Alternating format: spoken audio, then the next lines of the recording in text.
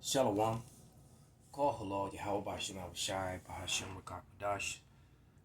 Double honors unto the apostles and the elders. Salutations to all our fellow laborers doing this work in truth and sincerity, risking their lives and their freedom to do so now more so than ever.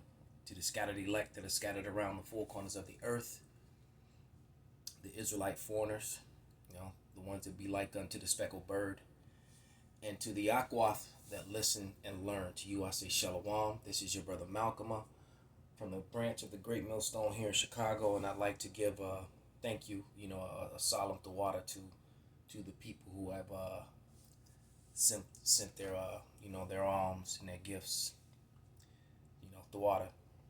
Um, but tonight is it's sundown. It's the Day of Atonement, and I just wanted to do a lesson, just to get people in that solemn, mood that this is supposed to be another one of those solemn assemblies, or whether you're doing it with your loved ones, your brothers, or if you're just doing it solo, it's still a solemn thing. And I actually looked the word up in this old book here. But first, let me read the scripture. Let me get this is Exodus 30 and 10. All right. And it reads, "And Aaron shall make an atonement upon the horns of it once a year with the blood and sin offering of atonements. Once in a year shall he make atonement upon throughout your generation. It is most holy unto Yahweh." So this is a very holy thing. This is one of the high holy days. And being that we're in Babylon and in captivity, and we don't really know the time, the true time of year, or what year it is, and that whole sort of thing. We know it's a roundabout week, it's a roundabout time. I was just talking to an Iskarite yesterday about the calendar. I have a charm, which is that was given to me as a gift of the Aztec calendar, and I don't worship it or anything like that. It's just a gift. But nevertheless, he was talking about it, and then I let him know that he was like, well, they missed it because it was so because the guy was bragging about how much he knew about it, and he said they missed it. I said, well, they really didn't miss it, and I reminded him that the time is off because we don't really know what year we're really in, because there was a time when when Esau was in power, those Romans they were going off of an 8-day calendar for a matter of years. I think, if I'm not mistaken, I think it was about a 20-year period that we went off an 8-day calendar. So we're off, by about 20, years or so, or, give or take. So that calendar, what should have happened at that time, so to speak, well, it's all happening now. So we know that we're really at that time now. We're in that time and day now. That the millennium is, we're probably at the end of the millennium and started the new one right about now. That's why these prophecies are kicking off, more than likely. But nevertheless, the Day of Atonement, we're atoning, and we're just rehearsing the righteous acts on this side. We'll get it all right on the other side. We're not going to get it perfect on this side. All right? And as a matter of fact, I'm going to look that word up inside the Webster's Thesaurus, 1933. And it's going to read some of the synonyms that go with it. And it says atonement, nouns, atonement, reparation, amend, honorable, expiation, redemption, propitiation, indemnification. I'm going to need to look that one up. Redress, amends, recompense, compensation, peace offering, apology, explanation, satisfaction, regret, justification, vindication, defense, extenuation, excuse, penance, fasting, sackcloth and ashless, because now it's getting into our portion of it. Flagellation, self-mortification, purgification, all right? Verbs, atone for, atone for, expiate, propitiate, appease, make amends, redeem, right? Repair, ransom, absolve, purge, shrive, do penance, pay the penalty, sacrifice, immolate, apologize, make an apology, express regret, beg, pardon, give satisfaction. There's a few more, but I'm going to stop right there. But you see, there's a lot of words that's connected to that because we need that sort of redemption from the Most High. And that's why not Exodus, but Ezekiel 9 and 4 reads the way it does. I think that word there, if I'm not mistaken, is quaiquile. Because those are the people that are going to be exempt from the mark. And that's talking about the elect and only the elect. With the people who get that mark are going to be exempt from judgment. All right, let's grab that real quick. This is Ezekiel 9 and 4, I believe. Right, and it reads, "And Yahweh said unto him, Go through the midst of the city, through the midst of Jerusalem, and set a mark upon the foreheads of the men that sigh and cry for all the abominations that be done in the midst thereof." And only the men of the Israelites that are on the highways and byways sighing and crying, and then those, of course, who believe and support, those are the only people who are sighing and crying for this nightmare that we're living in, this prison colony called America, and our brothers in the prison colonies in the different countries, spread across the globe, which are influenced by the rule of the Idumeans. Because believe it, the Idumeans are in rulership. The wicked are in rule, so they're still here. You apologists out there, and only they can be exempt from the judgment. Only the elect of them, all right? Because 2/3 of them, they don't believe, and they're not going to cleave on to it. So I'm going to look it up in the Winston Simplified Dictionary, Encyclopedic Edition, 1933. And atone is right before atonement. So let's go ahead and read atone anyway. And it reads, to make amends or reparation. With for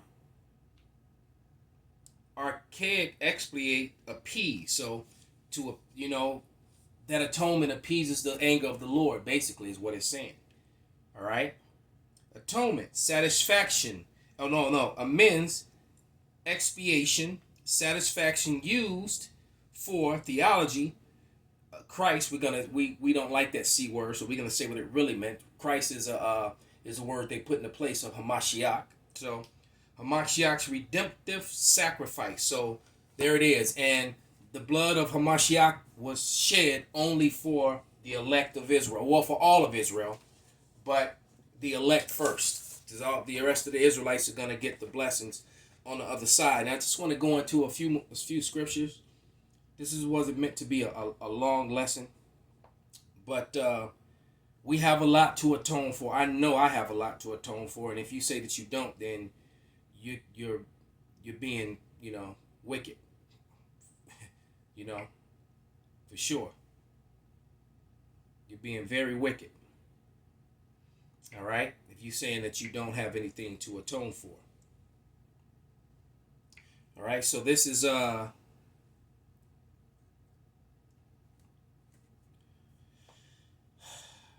see. Let's start here. Because not only are we atoning for the things that we may have done in this life, we're atoning for the things that we have done in our past lives that we're not even aware of. And that, now I know I'm just going to lose some people, but if you're getting lost in this, then you don't belong here anyway. This isn't for you. All right? Because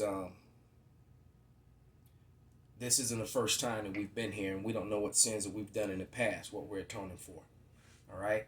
Because I know my life has been rough this go around. My adult life anyway.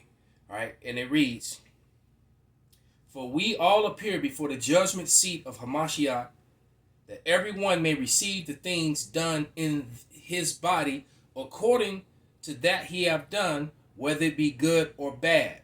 All right, so that's the things that you've done in this body. All right, but there are scriptures that clearly say that how the judgment is lived out here on the earth when you live again.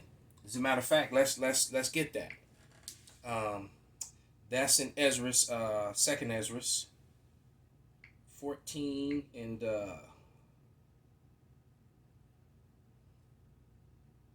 35. Right. Yeah, and it says, "For after death shall the judgment come, when we shall all live again, and then shall the names of the righteous be manifest, and the works of the ungodly be declared." You see? All right? When you live again. So this is two things. The Lord is purging us on this side, all right, showing us wickedness. And also the Lord kind of makes you, because it clearly says that the Lord chastises those that he loves. So if your life is real easy peasy, as the Edomites like to say, it's chances are the Lord's not dealing with you. If you have no struggle in your life at all, either with your health, your finances, your woman, or all three. Okay? I definitely had all three. All right. Let's go with Psalms. I believe it's 104 and 29. Right. Thou hidest thy face, they are troubled. Thou takest away of their breath, they die and return there to the dust. All right. Verse 30. Thou sendest forth thy spirit, they are created. Thou renewest the face of the earth. So you come back, man. You come back. And so, as I said, we're not only making atonement for what we've done and what we're aware of that we're done. We're making atonement for that which we don't even know we've done, man. Any offense that we might have offended a brother or sister, you know. Yeah, because you don't know, man. Let's grab one more scripture and let's wrap this up. And also for you people out there who are listening and learning, you Akim, you Akwath, and if like for some reason you have to work, or especially if you have a job that's physical and you can't do that tonight from sundown to sundown, for your full 24-hour fast, in prayer, and just be solemn. You could do it on another day. Remember, we're just rehearsing the righteous act. Because of course, if you have a job that requires you to, you work in a hot factory where you got, where you dehydrate, or you physical, you load and unload in boxes, and the Lord understands, man. We're in captivity, man. So don't think about it, and don't worry about it that much. Just, I would highly suggest you do it, because this may be the last time that we get a chance, because things are happening rapidly and quickly, and this is a dire time that we're entering in over these next couple of months. That I can almost promise you. Things are going to get worse. The second lockdown is coming. It's already in some countries. I think Australia just got locked down for another 18 months, so you can look forward to a lot of suicides, a lot of chaos, and insurrections, people going against their governments and things. And you can see what's going on with the riots and and everything that's happening here. Things are really heating up. And the way the Lord is sending all these weather attacks, whether it be Esau doing it, or even if Esau is using his technology, his harp technology, to attack the food supply, Yahweh's behind it. He's the one that puts it on the hearts of men to do what they do, and gave them the technology to do what they do, all to bring on his purpose. But this is Daniel